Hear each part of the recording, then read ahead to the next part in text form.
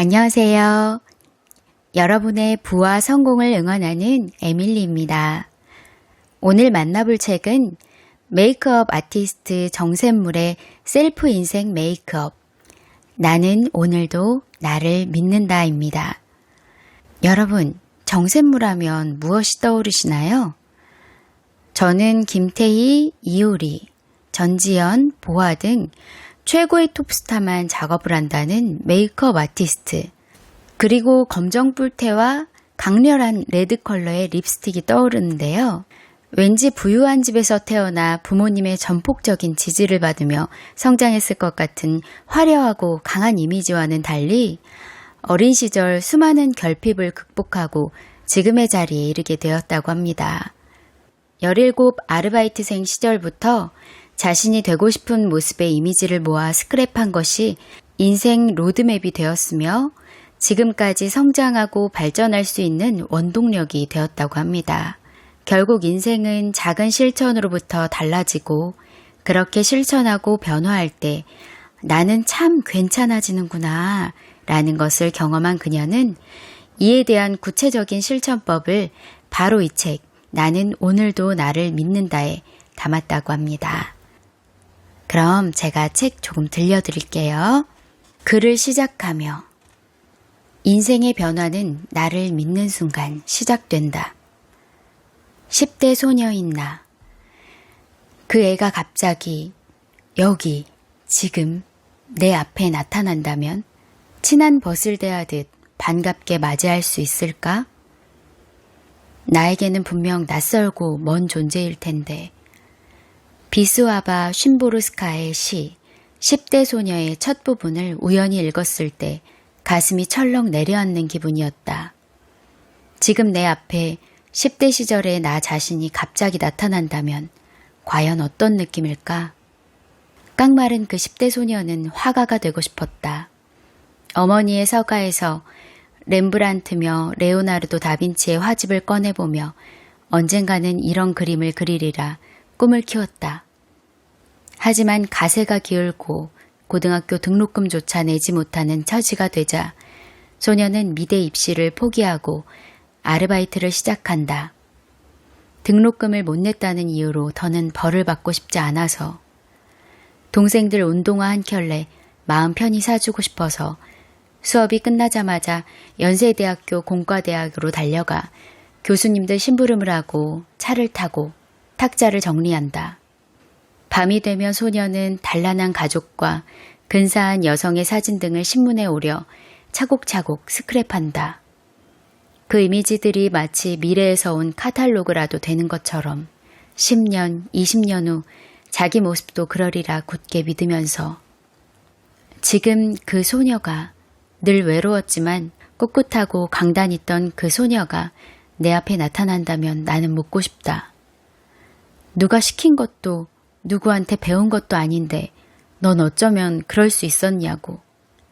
가진 것도 도와줄 일도 없었는데 넌 어쩌면 그렇게 네 미래가 나아질 거라고, 근사해질 거라고 믿을 수 있었냐고. 30년 후 그 소녀의 믿음은 현실이 되었다. 아르바이트생으로 3년간 드나들던 연세대학교 공과대학에 이제 매년 특강을 하러 간다. 든든하고 자상한 한 남자의 아내가 되었고 건강하고 활기찬 두 딸아이의 엄마가 되었다. 꿈에 그리던 순수 미술을 공부하러 유학도 다녀왔고 내 이름을 딴 메이크업 브랜드와 아카데미도 만들었다. 이 모든 일의 시작을 나는 그 17 소녀에게서 본다. 그 소녀의 열망과 믿음이 오늘의 나를 만들었음을 한다.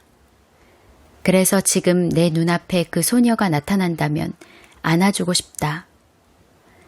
마르고 웅크린 어깨를 안고 다독이면서 말해주고 싶다. 수고 많았다고.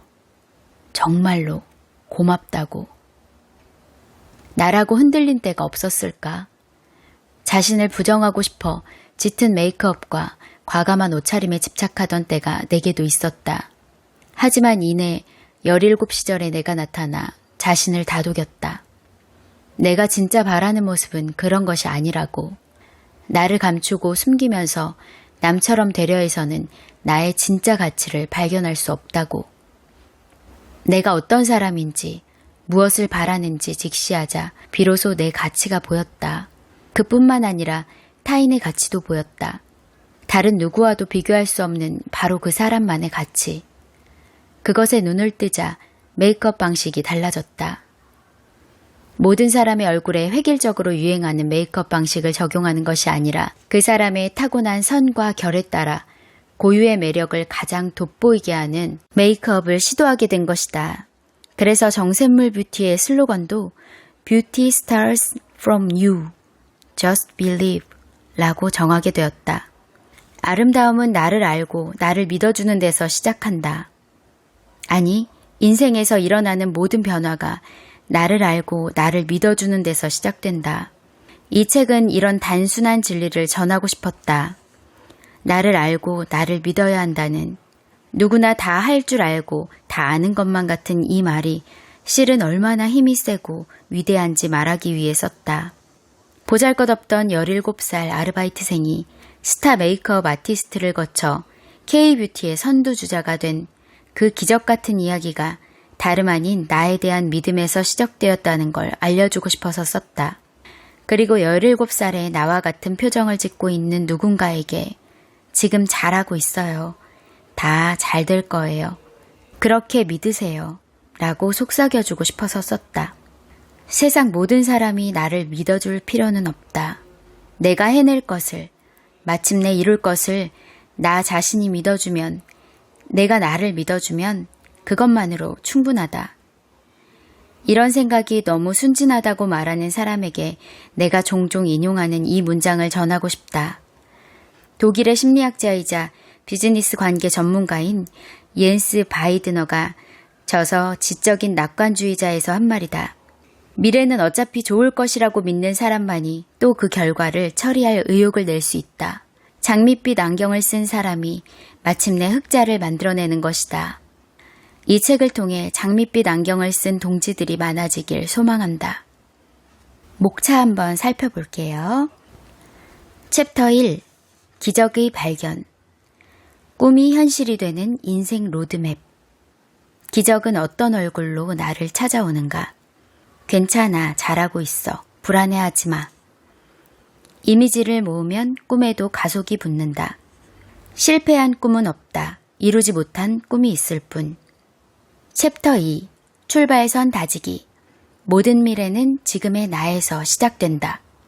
나만의 고유성을 드러내는 퍼스널 컬러. 지금 어디에 있는지 알아야 길을 잃지 않는다. 남과 비교하지 말고 최고의 나에 집중하기. 가장 나답고 가장 아름다운 나에 주목하자. 자기 사랑의 서툰 이를 위한 장단점 노트. 가늘고 긴 바늘로 바위를 뚫는 정샘물처럼. 웃는 얼굴로 기꺼이 위기를 맞을 때 열리는 기회의 문. 챕터 3. 자존감 높이기. 인생 로드맵에서 지름길을 찾는 방법. 나를 믿는 순간 꿈은 확신이 된다. 도전할 때마다 인생의 장면은 새로워진다. 나의 한계를 정할 사람은 오직 나뿐이다. 자존감은 사소함에서 완성된다. 인생 근력은 마음 근력에서 나온다. SNS는 누구에게나 열려있는 기회의 문. 태도가 스타일을 이긴다. 움켜쥔 손으로는 아무것도 얻지 못한다. 챕터 4. 진정한 행복에 다가서기. 따로 또 같이 사랑하는 법. 우리는 누구나 반짝일 권리가 있다. 한 아이의 세상을 바꿀 수만 있다면 더 많이 사랑하는 사람이 더 행복하다. 우연은 간절함의 부름을 받고 온다. 혼자 꾸면 꿈이지만 같이 꾸면 현실이 된다. 사랑함으로써만 알게 되는 생의 가치. 괜찮아, 잘하고 있어. 불안해하지 마. 17살의 나는 친구가 없었다. 친구와 놀 시간은커녕 돈도 마음의 여유도 없었다. 친구들과 어울리는 대신 나는 혼자서 스크랩북을 만들었다. 예쁜 사진, 마음에 드는 기사, 멋진 사람의 이미지 등을 열심히 오리고 붙였다. 모으고 스크랩하는 습관은 아주 어릴 때부터 있었다. 내 눈에 예뻐 보이는 거라면 껌종이든 색종이든 포장지든 천조각이든 무조건 모아놓고 가위로 오리고 조합해서 노트에 붙였다.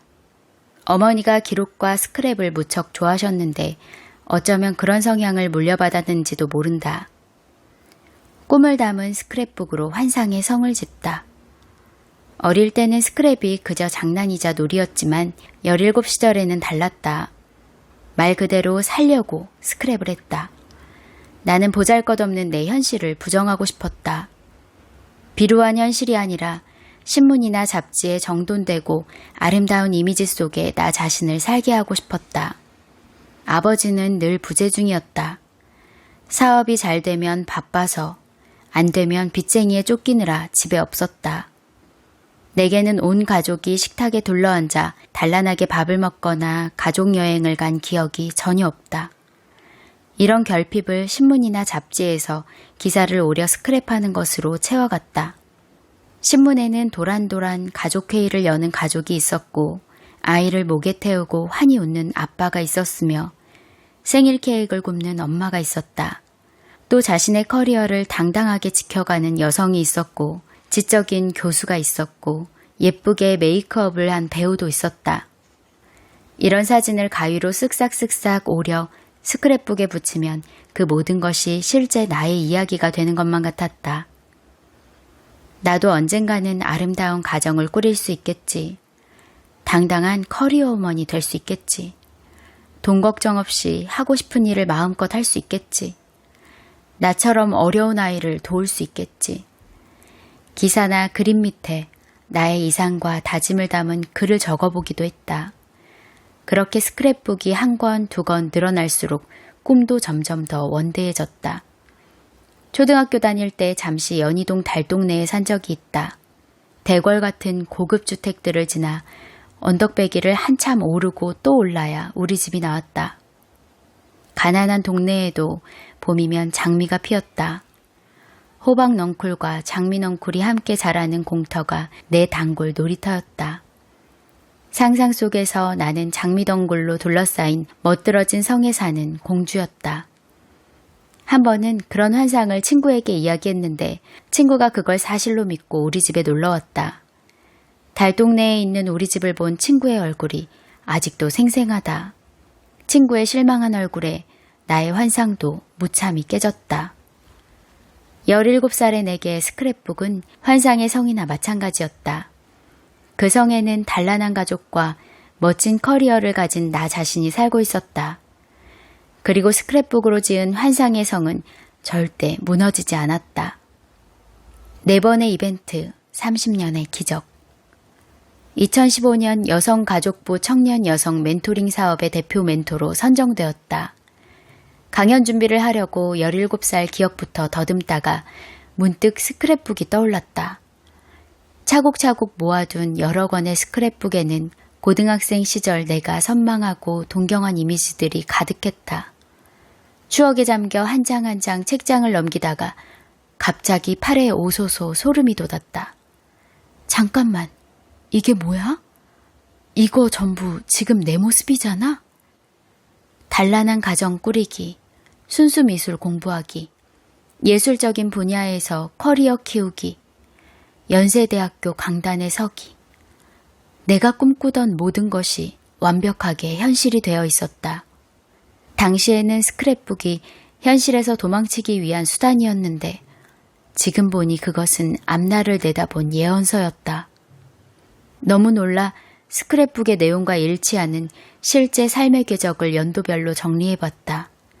그랬더니 또 놀라운 결과가 나왔다. 내 인생의 굵직하고 상징적인 이벤트가 모두 10년 단위로 일어났다. 마치 신이 내 인생에 반듯한 자를 대고 착착 설계한 것만 같았다. 내 인생의 첫 번째 이벤트는 누가 뭐래도 1986년 17살의 나이로 연세대학교 아르바이트생이 된 일이다. 사환으로 일하며 수업료를 벌어 가까스로 고등학교를 마쳤고 졸업과 동시에 생업전선에 뛰어들었다. 여러 아르바이트를 전전하다 마침내 정착한 직업이 메이크업 아티스트였다. 이후 8년 동안 프리랜서로 일하면서 메이크업 아트가 내 천직이라는 사실을 깨달았다. 때로는 서러운 일도 당하고 때로는 돈도 떼었지만 일이 너무 재미있고 좋아서 지치는 줄도 몰랐다. 그러다 첫 번째 이벤트에서 꼭 10년이 지난 1996년에 남편의 도움으로 나의 첫 뷰티 스튜디오를 오픈했다. 이것이 바로 내 인생의 두 번째 이벤트다. 남편은 배우 배용준과 박상아 등이 소속된 연예기획사의 대표였는데 그가 소속 배우의 메이크업을 내게 의뢰하면서 인연을 맺게 되었다.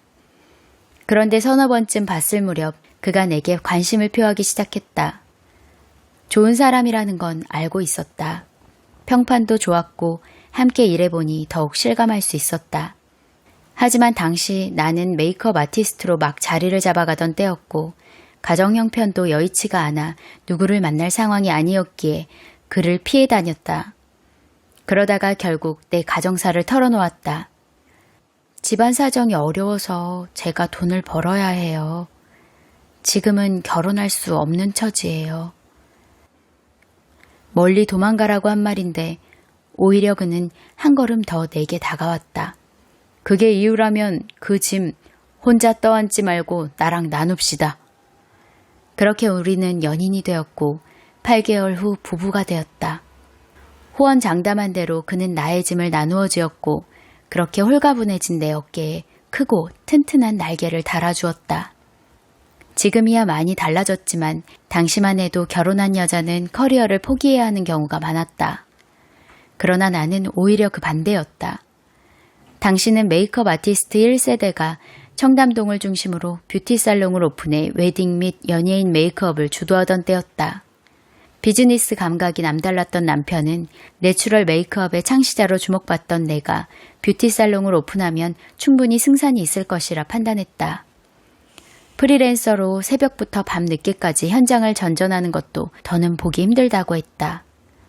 그렇게 해서 1996년 겨울 청담동의 한 작은 건물을 빌려 나의 첫 뷰티 스튜디오를 오픈했다. 스튜디오를 열자마자 정재계 인사와 연예인들이 물밀듯 찾아왔다. 얼마 지나지 않아 밀려드는 고객을 다 감당할 수가 없어 결국 1년여 만에 더 큰 건물로 옮겨야 했다. 뷰티 살롱 규모가 더 커지자 남편은 과감하게 연예기획사를 정리하고 정샘물 뷰티의 대표이사가 되었다. 한 곳에서 헤어, 메이크업, 스킨케어, 네일 등의 서비스를 모두 받을 수 있는 토탈 뷰티 살롱은 K-뷰티만의 독특한 시스템이다. 여러 명의 검증된 뷰티 전문가가 모여 있어서 더 안정적인 서비스를 받을 수 있다.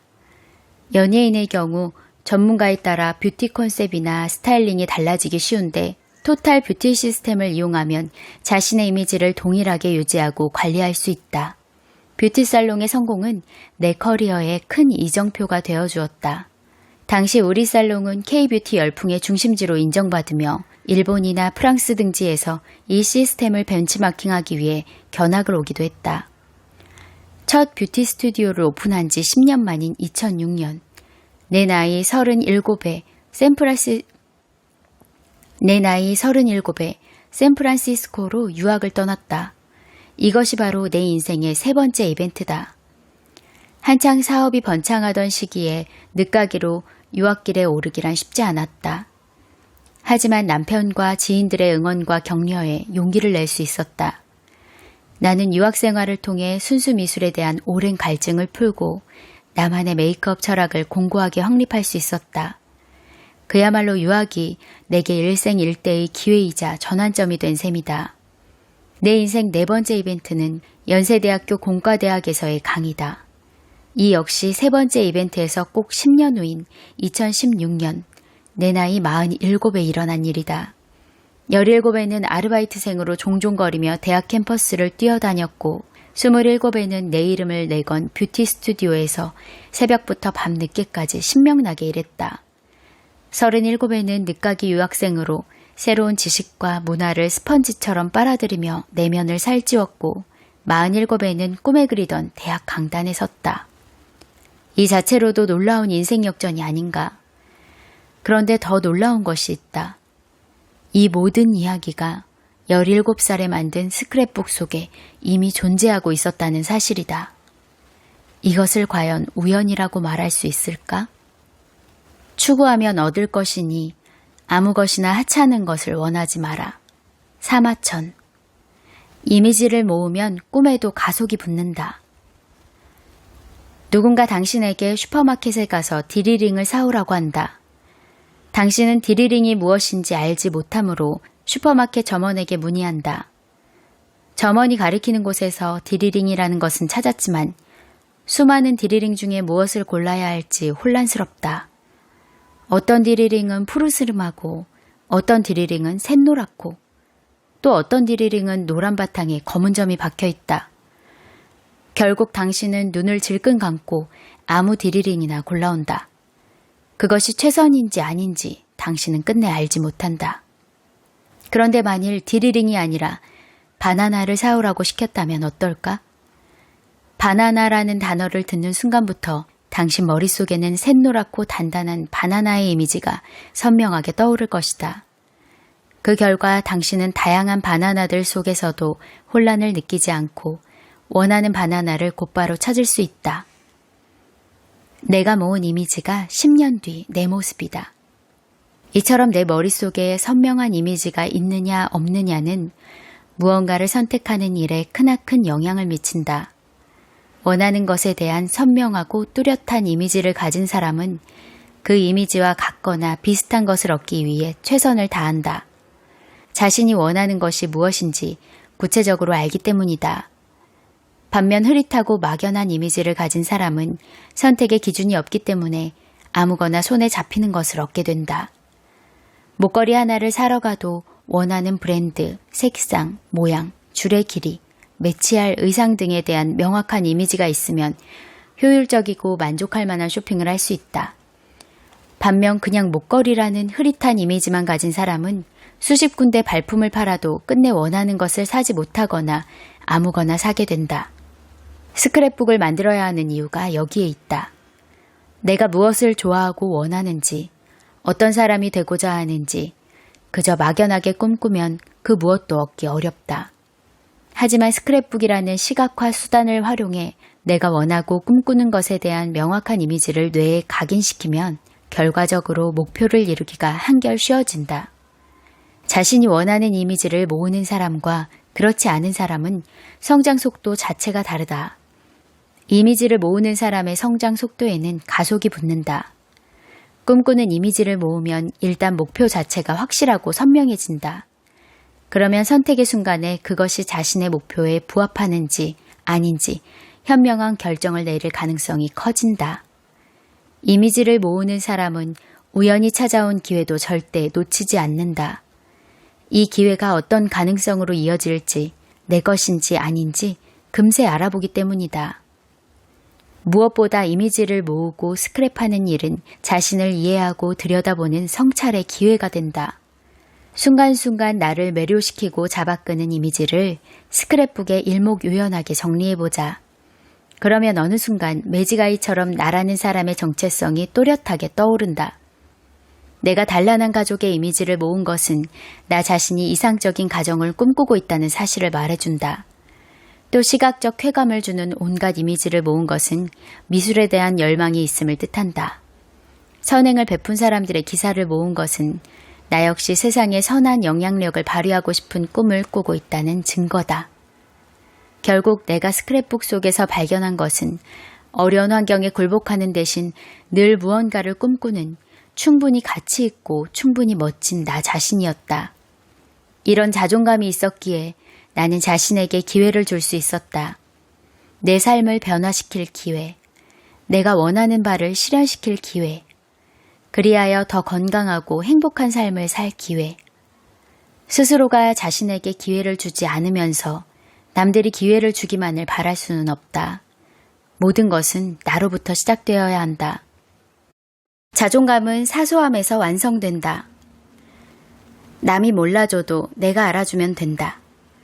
자존감 수업의 저자인 정신건강의학과 전문의 윤홍균이 한겨레 인터뷰에서 말하길 자존감이 건강한 사람은 언행이 너그럽다고 한다. 타인이 자신을 해코지할 이유가 없다고 생각하기 때문에 불편한 일이 생겨도 상대를 의심하지 않고 너그럽게 대한다는 것이다. 반면 자존감이 낮은 사람은 의심과 불안이 많아서 화도 잘 내고 매사에 부정적인 의미를 부여하는 경향이 있다고 한다. 몇 년 전부터 자존감 열풍이라 할 정도로 사람들 입에 자존감이라는 단어가 자주 오르내리고 있다. 사람들이 자기 마음을 깊이 들여다보고 행복의 조건을 다양한 각도에서 생각하게 되었다는 뜻이리라. 한편으로는 자신을 온전히 지키기 힘든 시대라는 사실을 반증하는 것 같기도 하다. 내 주변에도 자존감이 낮아 고민이라는 젊은이들이 많다. 20, 30대는 아직 무언가를 가지기에도 이루기에도 이른 나이라 자신이 부족하다고 느낄 수 있다. 일부 젊고 부유한 연예인이나 셀럽들의 SNS를 보면 더욱 그런 감정이 든다. 하지만 가진 게 없고 남을 부러워한다고 무조건 자존감이 낮은 것은 아니다. 문제는 거창한 일을 이루어내야 남들에게 인정을 받아야 자존감이 채워진다고 오해하는 것이다. 누군가는 남이 알아주지도 인정하지도 않는데 나 혼자서만 자신을 사랑하고 가치 있게 생각한다고 뭐가 달라지느냐고 말한다. 하지만 이는 틀린 말이다. 남이 알아주거나 인정하지 않아도 대단한 일을 이루지 않아도 스스로가 자신을 멋진 사람, 가치 있는 사람이라고 여기면 분명 무언가 달라진다. 내가 바로 그 증인이다. 아버지가 사업을 하시는 바람에 우리 집은 늘 부침이 많았다. 그러다 내가 중학생이 되던 무렵에는 영영 회생이 불가능한 지경이 되고야 말았다. 그때부터 우리 가족은 빚쟁이에 시달리며 살았다. 불쑥불쑥 찾아오는 남모르는 빚쟁이들도 무서웠지만 더 끔찍한 것은 웃는 얼굴로 나를 대하다 한순간에 낯빛을 바꾼 어른들이었다. 물론 나라도 화가 났을 것이다. 힘들게 일하고도 월급을 받지 못한다면, 앞으로도 받을 가망이 희박하다면 정말 그럴 것 같다. 하지만 당시 10대였던 나는 어른들을 이해하기 어려웠다. 한편으로는 배신감마저 들었다. 어린 마음에 나라도 좋은 사람이 되고 싶다고 생각했다. 하지만 어떻게 해야 좋은 사람이 될 수 있을지 그 방법을 알지는 못했다. 우선은 내가 머문 곳을 늘 깔끔하고 상쾌하게 유지하는 것으로 시작해보자고 결심했다. 유학 시절 또 하나 기억에 남는 일은 주말마다 했던 해변 청소다. 그림 같은 해변에 각종 쓰레기며 술병이 넘쳐나는데 보기에도 안 좋았을 뿐더러 맨발로 해변을 뛰는 아이들이 발을 다칠까 걱정이었다. 같은 과 친구들에게 커피 한 잔 사주면서 함께하자고 했더니 제법 많이 동참했다. 몇 주 지나자 동네 사람들이 관심을 보이기 시작했다. 어디에서 나온 사람들이냐, 정말 고생 많다고 하면서 행운을 빌어주기도 했다. 나중에는 우리 팀에 합류해 청소를 함께하는 주민도 생겼다. 한국에서 놀러온 지인들도 예외는 아니었다. 친구든 연예인이든 공교롭게 주말이 포함된 일정으로 방문한 사람이면 여지없이 내 손에 이끌려 해변 청소를 하러 가야 했다. 그렇게 한두 시간 쓰레기 봉투를 채우고 나면 내게 근사한 식사를 대접받았다. 소위 크리에이터나 아티스트로 불리는 사람들은 아름다움을 작품 안에서만 구현할 게 아니라 일상에서도 만들어내야 한다고 생각한다. 내가 해변 청소에 같은 과 친구들과 한국에서 온 아티스트들을 동참시킨 데는 이런 이유도 있었다. 자연이 주신 아름다움이 사람들 손에 훼손되고 있는데 이걸 못 본 척 눈 감으면서 예술을 한다는 건 어불성설이다. 이런 생각으로 시작한 해변 청소 활동은 의외의 효과를 발휘했다. 친구들과 청소를 함께하면서 서로 끈끈하고 돈독해졌다. 자발적으로 긍정적인 공동체를 이루었다는 자긍심에 각자의 자존감도 높아졌다. 자존감을 키우기 위해 필요한 건 3.5%의 사소함. 대단한 일을 성취할 필요가 없다. 누군가 알아주지 않아도 된다. 작고 사소한 일을 해내는 동안 자존감이 높아질 수도 있음을 나는 오랜 경험을 통해 알게 되었다. 이렇게 높아진 자존감은 숨길 수가 없어서 반드시 얼굴에 나타난다. 어느새 나는 여유롭고 부드러운 인상을 지닌 어디서든 환영받는 존재가 되어 사람들을 끌어당기기 시작한다. 요즘 말로 핵인싸가 되는 셈인데 그럼으로써 나의 자존감은 더욱 높아진다. 이것이 바로 내가 경험한 자존감의 선순환이다. 가뜩이나 예민한 감각을 타고난 나는 메이크업 아트를 하면서 더욱더 예민해졌다. 메이크업의 세계에서는 단 1mm의 차이도 매우 크다. 양쪽 아이라인의 길이가 1mm만 차이가 나도 양쪽 눈썹산의 꺾인 정도가 1도만 달라도 메이크업 완성도가 확 떨어진다. 일반인에게는 안 보일지라도 아티스트 눈에는 다 잡힌다. 무슨 일이든 완성도는 아주 작고 사소한 부분이 결정하기 마련이다. 지퍼가 뻑뻑하거나 단 한 군데라도 실밥이 풀린 옷은 유명 디자이너의 작품일지라도 제 아무리 디자인이 멋지고 소재가 고급스러울지라도 명품으로 보이지 않는다.